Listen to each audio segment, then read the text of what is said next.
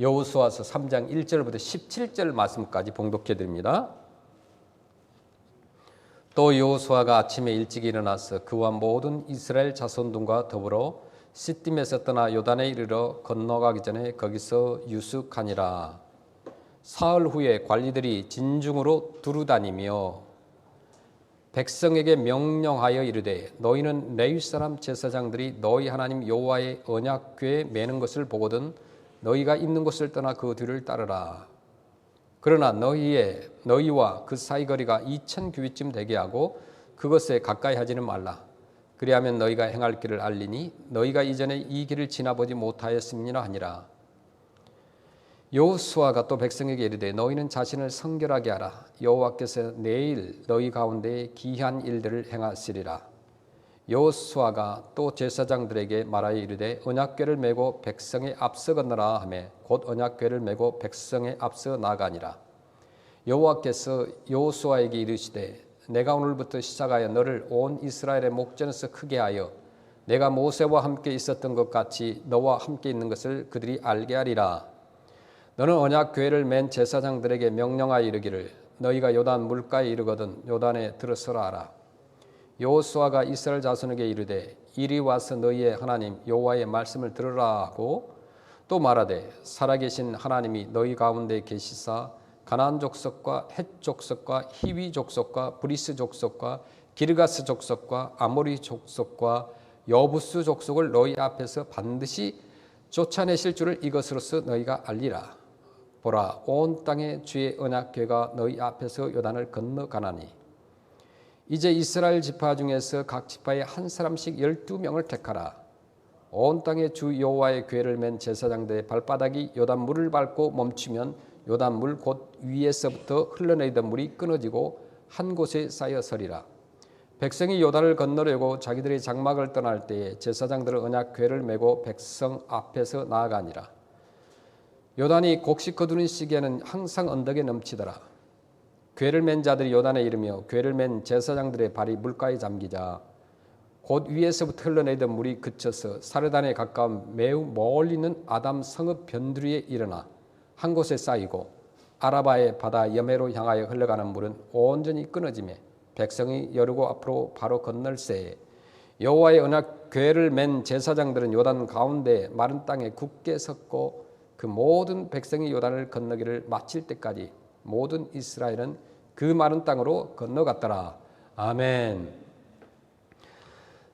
감사합니다. 오늘 본문 말씀은 이스라엘 백성들이 광야 40년을 마감하면서 이제 약속의 땅 가나안을 가기 위해서 마지막 관문을 통과하는 그런 과정에 있습니다. 요단강이 앞에 놓여 있습니다. 요단강을 건너기만 하면 이제 가나안 땅입니다. 이제 이스라엘 백성들은 그렇게 기대했던 그 요단강을 건너기만 하면 되는 거예요. 그런데 이런 과정 속에서 하나님께서 어떻게 역사하셨는지 그것이 오늘 우리가 받을 은혜라고 봅니다. 그래서 왜 요단강을 건너야 하는지, 그러면 요단강은 오늘 살아온 저와 여러분들에게 영적인 의미는 무엇인가 우리가 함께 말씀을 통해서 나누기를 원합니다. 애굽에서 가나안을 향해서 가는 성도는 강 두 개를 건너야 된다고 그랬어요. 오늘 본문에 요단강을 건너야 된다 그랬어요. 홍해를 건너야 되는 거죠. 고린도 전서 10장 2절에 보면은 모세에게 속하여 다 구름과 바다에서 세례를 받고 이렇게 말씀을 합니다. 그러니까 물세례 의미하는 거죠. 요단강을 건너는 것이라는 거죠. 그래서 마태복음 3장 11절에도 보면은 나는 너희로 회개하게 하기 위하여 물로 세례를 베풀거니와 내 뒤에 오시는 이는 나보다 능력이 많으시니 나는 그의 신을 들기도 감당하지 못하겠노라. 그는 성령과 불로 너희에게 세례를 베푸실 것이요. 아멘. 그러니까 홍해는 하나님의 은혜로 전적으로 구출하심을 의미합니다. 그런데 요단강은 성도의 믿음으로 구출받음을 상징한다는 거예요. 그럼 구약의 약속의 땅은 가나안입니다. 축복의 땅입니다. 그러면 신약의 약속된 곳은 어디입니까? 예루살렘이에요.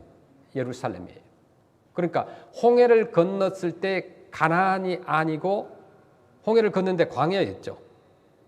그 물세례만 받아가지고는 우리가 천국이 아니고 광야가 될 수밖에 없다는 것이에요. 그러니까 단순히 어떤 물세례로만은 우리가 구원에 이를 수 없다는 거죠. 그래서 우리가 중생에서 성령을 받아야 정말 광야를 통과해서 주님과 신령한 교제가 이루어진다는 것입니다. 그냥 세례라는 자체가 아니라 성령을 내가 받아야 된다. 확실한 인격적인 예수 그리스도를 믿어야 된다는 것입니다. 그래서 성령 충만하지 못하면 이제 광야의 연단과 시험이 따르게 되죠. 이스라엘 백성들이 애굽에서 나와서 광야에 있을 때 얼마나 많은 하나님의 이적과 기적을 보았잖아요. 맛보았잖아요. 그럼에도 불구하고 거기에 불만과 불평을 가진 사람들이 수없이 있었음을 압니다. 광야에서 하나님이 사랑으로 인도하여 주시지만 우리가 조심해야 될 것은 뒤를 돌아보지 말아야 된다는 거죠. 애굽을 생각한다는 것은 그 애굽의 의미는 뭐냐? 세상을 생각한다는 거예요. 예수 믿고 난 다음에도 자꾸 과거를 생각한다는 겁니다. 또 원망과 불평을 한다는 것이죠. 우리가 불평과 원망을 버리는 것, 불순종을 버리는 것, 이것이 신앙 성장에 있어서 매우 중요합니다. 그러면 요단강을 건너가야 가나안이 되는데 우리가 예수는 믿음으로 말미암아 성령이 충만하여 이제 우리 중생에서 성령 충만함을 받아야 우리가 진짜 천국 생활을 할 수가 있고 신령한 신앙 생활을 할 수가 있다는 것입니다. 그러니까 이제 본문의 말씀을 보면 요단강 이전의 교인은 아직 거듭나지 않는 사람, 가짜 신자다. 그렇게 표현할 수 있어요. 이제 아직 성지에 서 있지 아니한 신자다. 아직 사막에 서 있는 교인이다. 그렇게 표현할 수가 있습니다. 그러면 요단강을 건너가기 위해서는 우리가 무엇을 해야 되는가? 오늘 본문에 보니까 시딤에서 떠나라 그랬어요. 왜 시딤이라는 것이 중요한가? 여호수아 3장 1절에 보니까 또 여호수아가 아침에 일찍 일어나서 그와 모든 이스라엘 자손들과 더불어 시딤에서 떠나 요단에 이르러 건너가기 전에 거기서 유숙하니라 이렇게 말씀합니다. 왜 시딤을 떠나라고 했는가? 그것에 머물렀던 장소인데 그러니까 이스라엘 백성들이 광야에서 40년 동안 광야에서 있으면서 거기에 이제 장막을 쳤잖아요. 머무는 곳이 약 40개 초소였어요. 그런데 그 가운데 이제 마지막으로 머물렀던 곳이 시딤입니다. 그 시딤이 어떤 곳이냐면 그곳에 역청 구덩이가 많은 곳이었어요. 얼마나 많았는가? 창세기 14장 8절부터 보면 소돔 왕과 고모라 왕과 아드마 왕과 스보임 왕과 벨라 곧 소알 왕이 나와서 시딤 골짜기에서 그들과 전쟁을 위하여 진을 쳤더니 엘람 왕 그돌라 오멜과 고임 왕 디달과 시날 왕 아무라벨과 엘라살 왕 아리옥 네 왕이 곧 그 5 왕과 맞서니라. 시딤 골짜기에는 역청 구덩이가 많은지라. 소돔 왕과 고모라 왕이 달아날 때 그들이 거기서 빠지고 그 나머지는 산으로 도망하며 네 왕이 소돔과 고모라의 모든 재물과 양식을 빼앗아가고 소돔에 거주하는 아브라함의 조카 롯도 사로잡고 그 재물까지 노락하여 갔더라. 여기 역청이라고 하는 것은 오늘날 아스팔트를 이렇게 까는 그런 액체, 그러니까 기름 어떤 석유에서 나오는 것들이죠. 그때는 그 당시에는 석유를 발견할 수 없었죠. 이것을 어떻게 사용될 용도는 몰랐지만 어쨌든 그 가운데 그 사막 가운데 수많은 역청 구덩이가 있었던 것이죠. 그곳에 빠진 거죠. 그러니까 이 시딤이라고 하는 것은 역청 구덩이 같이 육적으로 빠져들어갈 함정이 너무 많은 곳이라는 그곳은. 그래서 그곳을 빨리 떠나라고 한 거예요. 시딤은 역청 구덩이에 빠지면 사람이 헤어나기 힘들어요. 그런 것처럼 시딤이라는 곳에 오래 머물러 있으면 죄악으로 말미암아 이스라엘 백성들이 타락할 수밖에 없기 때문에 떠나라고 한 거예요. 야고보서 1장 15절에 보니까 욕심이 잉태한즉 죄를 낳고 죄가 장성한즉 사망을 낳느니라 라고 했습니다. 작은 욕심. 이스라엘 백성들은 광야에서 지금 생활하고 텐트 생활하고 있습니다. 다른 사람들은 집을 짓고 있어요. 그런데 자기들은 광야 생활하면서 얼마나 가재 도구가 있었겠어요. 얼마나 화려한 옷을 입을 수 있겠어요. 그런데 그곳에 사는 사람들을 보니까 너무 달라요. 그래서 그것을 봄으로 인하여서 욕심이 생기고 욕심이 생기면 곧 사망에 이른다는 것을 지금 알려주는 것입니다. 그래서 하루빨리 이곳을 떠나야 승리의 강을 건널 수 있기 때문에 시딤을 떠나라고 한 것입니다. 두 번째는 그 시딤이라는 곳에 이제 이스라엘이 모압 여자와 간음한 장소입니다. 민수기 25장 1절을 보니까 이스라엘이 시딤에 머물러 있더니 그 백성이 모압 여자들과 음행하기를 시작하니라. 이스라엘 백성들이 모압 왕 발락의 계교에 빠져가지고 이제 시딤에서 그 이스라엘 남자들이 모압 여자들과 이렇게 간음을 행합니다. 그것이 문제가 아니라 그들이 섬기는 우상의 제물을 먹게 함으로 인해서 하나님의 진노가 이스라엘 백성들에게 임하게 되고 연병으로 2만 4천 명이 죽게 된다는 것이에요. 그 죄가 얼마나 무서운지 몰라요. 그래서 오늘 살아가는 우리 크리스찬들은 세상과 벗된 것이 얼마나 위험한 행위인가를 알 수가 있다는 것이에요. 야고보서 4장 4절에 가늠한 여인들아 세상과 벗된 것이 하나님과 원수됨을 알지 못하느냐. 그런즉 누구든지 세상과 벗이 되고자 하는 자는 스스로 하나님과 원수되는 것이니라. 시딤이라고 하는 것 세 번째 이스라엘 최후의 진지였습니다. 그래서 떠나라고 한 거예요. 여호수아서 2장 1절에 보니까 눈의 아들 여호수아가 시딤에서 두 사람을 정탐꾼으로 보내며 이르되 가서 그 땅과 여리고를 엿보라 하매 그들이 가서 라합이라는 기생의 집에 들어가 거기서 유숙하더니. 시딤은 이제 이스라엘이 요단을 건너기 전에 마지막으로 온 이스라엘 백성들이 체류하던 장소였습니다. 그래 모압의 그 평원에 위치하고 있는데 여호수아는 이곳에서 이제 두 정탐꾼을 파송을 하게 됩니다. 여호수아 3장 3절에 보니까 백성에게 명령하여 이르되 너희는 레위 사람 제사장들이 너희 하나님 여호와의 언약궤 매는 것을 보거든 너희가 있는 곳을 떠나 그 뒤를 따르라. 너희가 있는 곳을 떠나라고 했어요. 너희의 거처를 분리하라는 뜻입니다. 그래 하나님의 법궤를 따르려면은 자신들의 거처에서 떠나야 되는 거예요. 그럼 요단강을 건너는 방법이 무엇인가? 오늘 이제 이사야 52장 11절 이렇게 말씀합니다. 너희는 떠날지어다. 거기서 나오고 부정한 것을 만지지 말지어다. 그 가운데서 나올지어다. 여호와의 기구를 매는 자들이여 스스로 정결하게 할지어다. 자, 마지막으로 이 요단강을 건너기 위해서는 첫째 기도하라고 그랬어요. 요단을 건너지 아니하고 거기 3일 동안 유숙하면서 기도를 했어요. 우리가 잘 아는 이제 에스더 4장 16절에 보니까 당신은 가서 수산에 있는 유다인을 다 모으고 나를 위하여 금식하되 밤낮 3일을 먹지도 말고 마시지도 마소서. 나도 나의 시녀와 더불어 이렇게 금식한 후에 규례를 어기고 왕에게 나아가리니 죽으면 죽으리다 하니라. 에스더가 거사를 앞두고 생명을 걸고 금식하며 기도하고 왕께 나아가서 아뢰입니다. 그러니까 왕에게 나아가기 전에 어떻게 했어요? 3일 동안 금식하며 기도했다는 거예요. 기도가 얼마나 중요한지 몰라요. 제가 여러분들에게 늘 부탁을 하죠. 하루에 3번씩 기도합시다. 특별히 우리 선교 센터를 위해서 기도합시다. 잘 마무리될 수 있도록 기도합시다. 이 기도가 너무 소중하기 때문에 그래요. 두 번째, 여호수아가 이스라엘 백성을 이끌고 요단강을 건너기 전에 먼저 3일간 기도를 했습니다. 어떻게 요단강이 갈라졌어요? 하나님의 능력을 바라보면서 3일간 기도가 있었기 때문에 요단이 열리기 시작했다는 거예요. 그러면 우리 크리스찬들의 생활에서 어떻게 할 때에 우리가 신앙생활에서 성령의 역사가 일어나는가?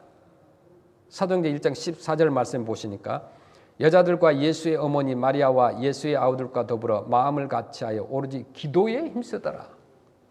어떻게 했어요? 마음을 같이하여 기도했다고 했습니다. 혼자가 아니라 함께 마음을 모아서 기도할 때 그 기도가 역사를 이룬다는 거예요. 그래서 이루는 중보기도를 합니다.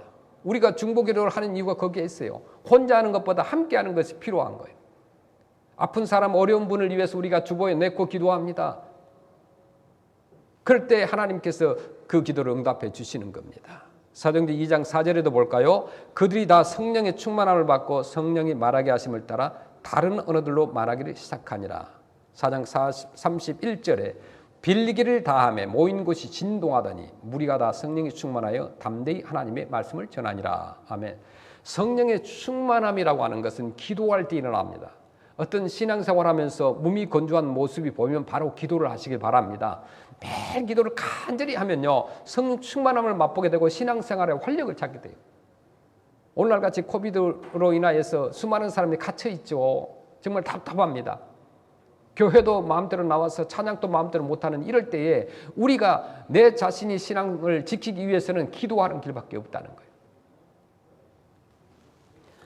두 번째는 회개해야 된다고 그랬어요. 여호수아 3장 5절 보니까 여호수아가 또 백성에게 이르되 너희는 자신을 성결하게 하라 그랬어요. 여호와께서 내일 너희 가운데 기이한 일들을 행하시리라. 너희는 스스로 성결케 하라 그랬어요. 그러니까 내일 여호와가 놀라운 이적과 기사를 행하신다는 거예요. 그래서 너희들은 성결하라 그 말이에요. 그리고 이스라엘은 3일 동안 조용히 기도를 하고 나서는 어떻게 했어요? 기도를 하고 그 다음에는 요단강에다 전부 담그고 목욕을 했어요. 이스라엘 백성들 남녀노소 가릴 것 없이 한결같이 깨끗이 씻었습니다. 가나안 땅에 들어갈 몸이기 때문에 40년 묵은 때를 완전히 깨끗이 닦아냈어요. 무엇을 우리가 하든지 하나님 앞에서 정결한 마음이 중요합니다. 그래서 기도할 때 가장 먼저 감사와 회개 기도를 하잖아요. 그 회개, 정결한 것이 은혜 받는 방법이라는 것입니다. 그러면 언제 성령이 임하게 되는가? 회개할 때라고 그랬어요. 사도행전 2장 37절에 그들이 이 말을 듣고 마음에 찔려 베드로와 다른 사도들에게 물어 이르되 형제들아 우리가 어찌할꼬 하거늘. 이제 베드로의 설교를 듣고 사람들이 회개를 합니다. 어찌할꼬 하면서 회개합니다. 그래서 회개하고 나니까 은혜 받은 자가 몇 명이나 3,000명이나 더 있다고 기록합니다. 사도행전 2장 41절에 그 말을 받은 사람들은 세례를 받음에 이날의 신도의 수가 3,000이나 더하더라. 아멘. 한 번의 설교로 3,000명이 회개한다면 이건 모든 목회자들의 로망일 거예요. 한 번의 설교로 한 사람도 회개시키기 힘든데 3,000명이나 회개를 시켰던 거예요. 예레미야 5장 25절에 너희 허물이 이러한 일들을 물리쳤고 너희 죄가 너희로부터 좋은 것을 막았느니라. 우리에게 오는 좋은 것을 무엇이 막는다고요? 죄가 막는다고 그랬어요. 이사야 59장 1절에 여호와의 손이 짧아 구원하지 못하심도 아니요 귀가 둔하여 듣지 못하심도 아니라 이렇게 말씀합니다. 요단강물에 몸을 씻어야 요단강을 건널 수 있어요. 우리가 신앙생활하면서 날마다 우리가 회개하고 또 정말 간절한 성결함이 있을 때 우리가 천국을 소유하는 축복을 누리게 된다는 것입니다. 그 다음에 그 뒤를 쫓으라 그렇게 했어요. 여호수아 3장 3절에 백성에게 명령하여 이르되 너희는 레위 사람 제사장들이 너희 하나님 여호와의 언약궤 매는 것을 보거든 너희가 있는 곳을 떠나 그 뒤를 따르라. 따라가는 것이 필요해요. 언약궤를 매는 그 제사장들을 그냥 따라가기만 했어요. 요단강이 갈라지고 리더자들을 따라갔어요. 우리 신앙의 선배들이나 신앙의 지도자들을 따라가는 것도 중요합니다. 가끔은 내가 모를 때 그냥 따라가다 보면은 그 길이 바른 길이에요.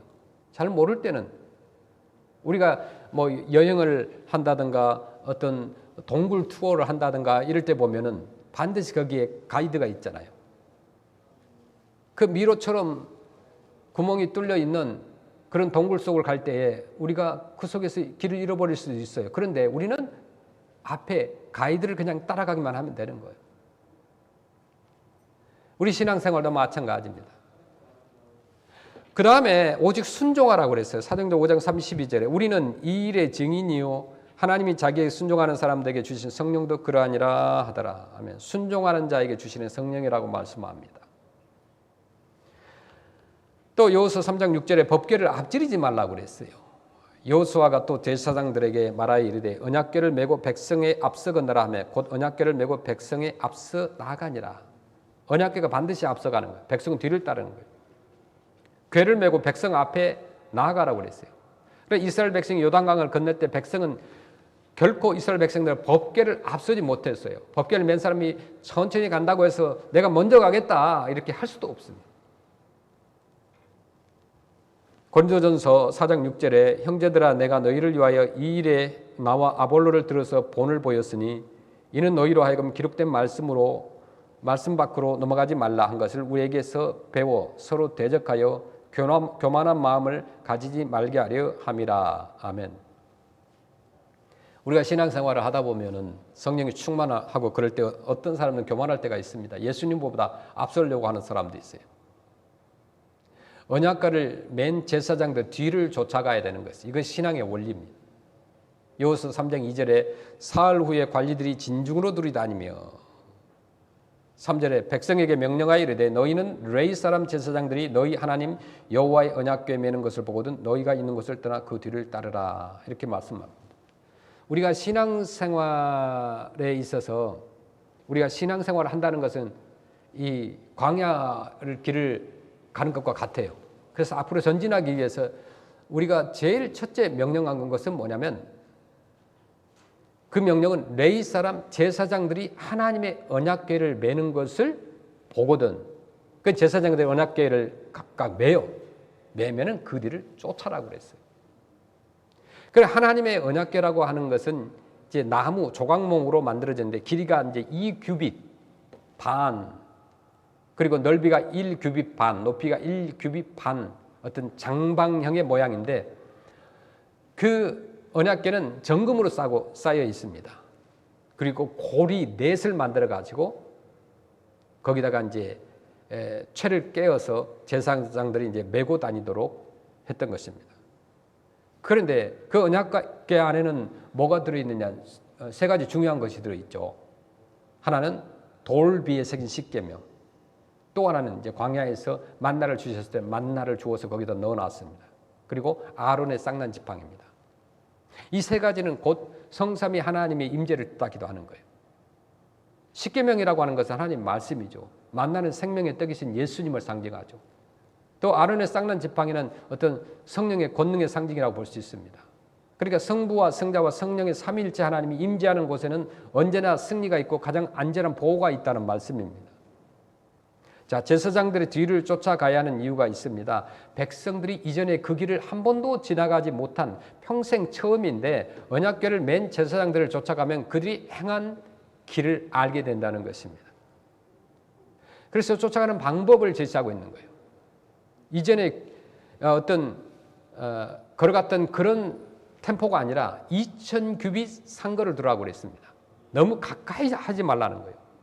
이것은 하나님의 궤를 멀리서 쳐다보기 위한 어떤 거리이지만 이것은 곧 하나님을 경외하는 경건의 모습을 강조하는 것이에요.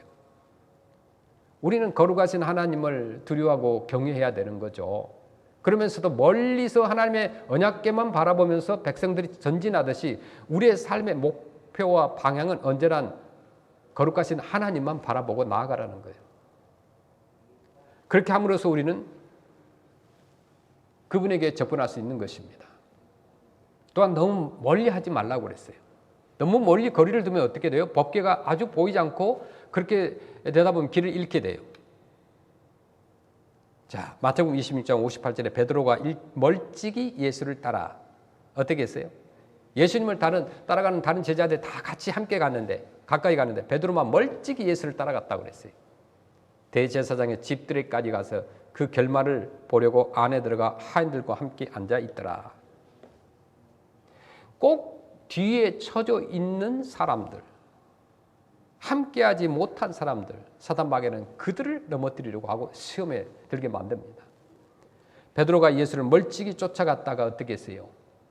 멀리 가까이 가면 되는데 멀리 떨어져서 쫓아갔어요. 결국은 예수님을 저주했습니다. 우리가 늘 알맞는 거리를 유지한다는 것이 중요합니다. 가정에서도 아내와 남편과 자녀와 또 가족과 또 성도들 간에 알맞는 거리를 너무 멀어져도 안 되고 너무 가까워도 안 되고 앞지르지도 말고 뒤떨어지지도 말고 늘 주님과 동행하여서 한 걸음씩 앞으로 나아가는 것이 필요합니다.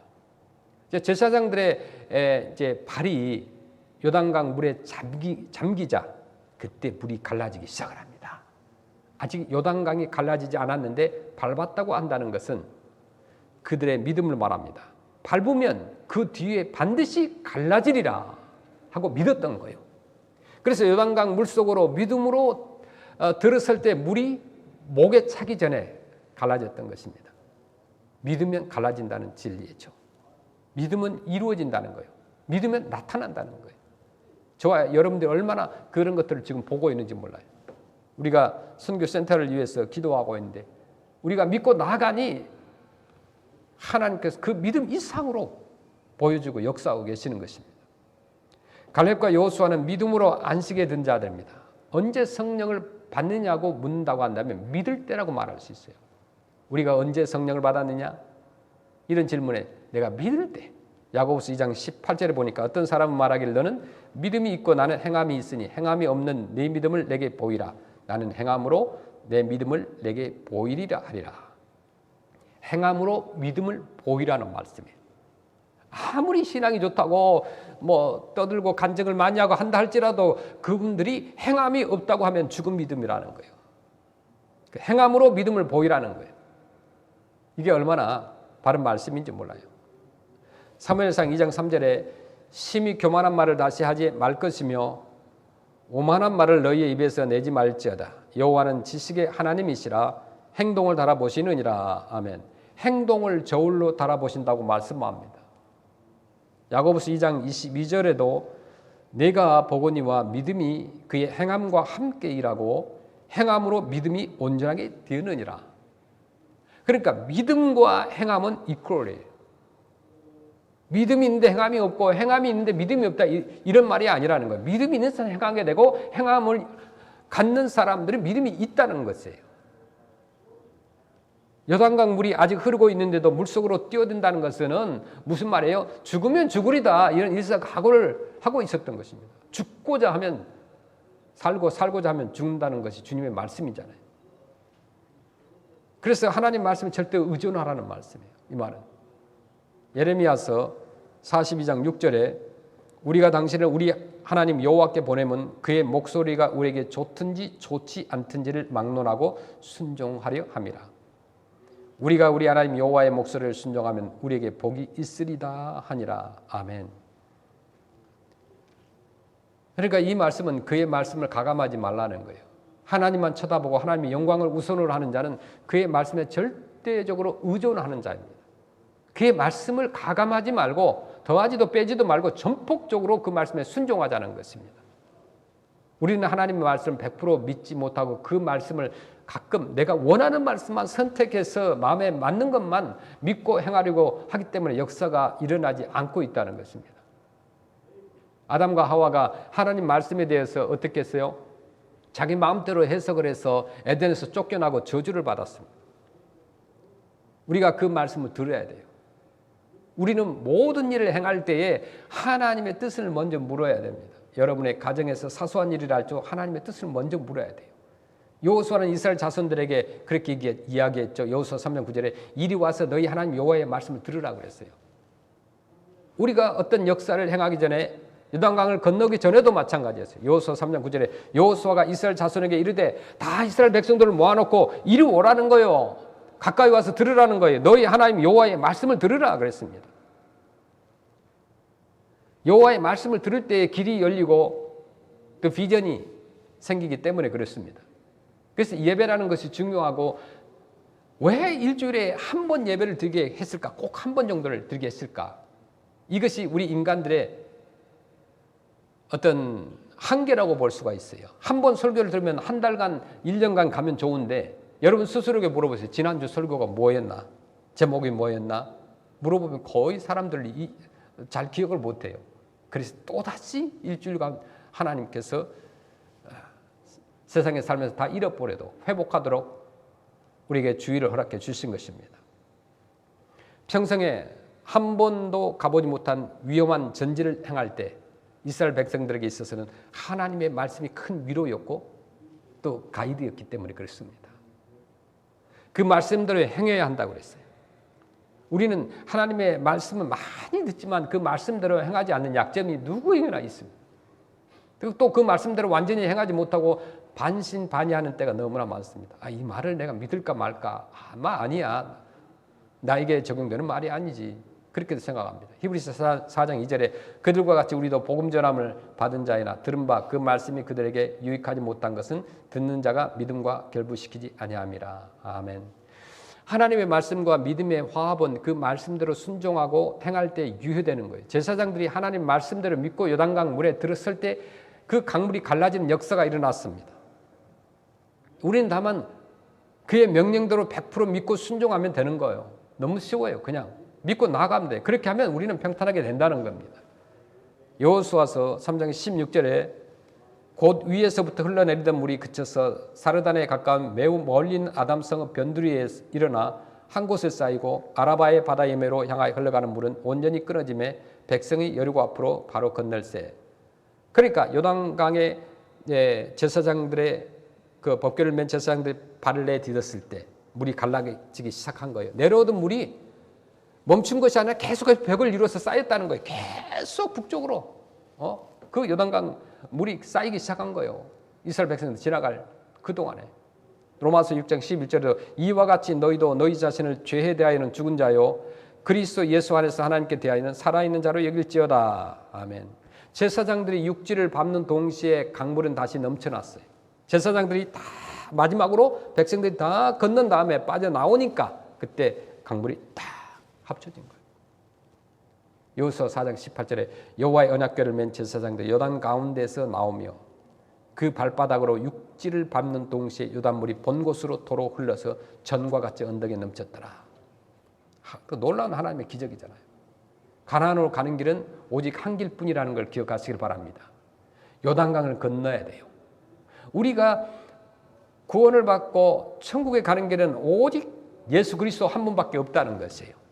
하나님의 법궤가 요단강 가운데 있다는 것은 가나안으로 가는 길이 기적적으로 열려지는 것입니다. 법궤의 속은 이 조각목이요 겉은 순금으로 입혀졌다고 그랬어요. 나무는 썩을 수 있지만 순금은 썩지 아니합니다. 백성들은 육지에 다 오른 후에 제사장들이 이제 물에서 올라와서 육지를 걸을 때 강물은 다시 넘쳐 흘렸다고 합니다. 이것은 구원받은 백성들의 은혜의 시안을 보여주는 거예요. 그러기에 법궤를 맨 제사장들은 백성이 다 건너기까지 물속에서 발이 시리고 춥고 아프지만 인내로서 참고 견뎌야 했어요. 똑같은 강물인데 물 가운데 법궤가 있느냐 없느냐에 따라서 구원과 멸망이 결정되었다는 것입니다. 오늘날 교회는 똑같이 다니는데 찬양도 하고 말씀도 있는데 결정적일 때 갈라질 수 있다는 것입니다. 진실로 주님을 믿는 사람들은 구원의 강을 넘어갈 수 있어요. 가나안 곧 주님이 계신 곳에 갈 수가 있습니다. 진실로 주님을 구주로 고백한 사람이라고 한다면 가나안에 도달하게 됩니다. 하나님의 말씀에 순종하면서 앞으로 가야 할 저 또 다른 가나안, 그것은 어디입니까? 이 땅이 아니에요. 저 천국, 주님이 계신 곳이에요. 그것에 도착하기까지 달려가는 우리가 되어야 됩니다. 홍해를 건너고 요단강을 건너서 가나안으로 가야 되는 거예요. 그것이 우리의 목표예요. 하나님 말씀만 의지하면서 언약궤를 따르는 우리 모든 성도가 되기를 주의 이름으로 간절히 축원합니다. 아멘.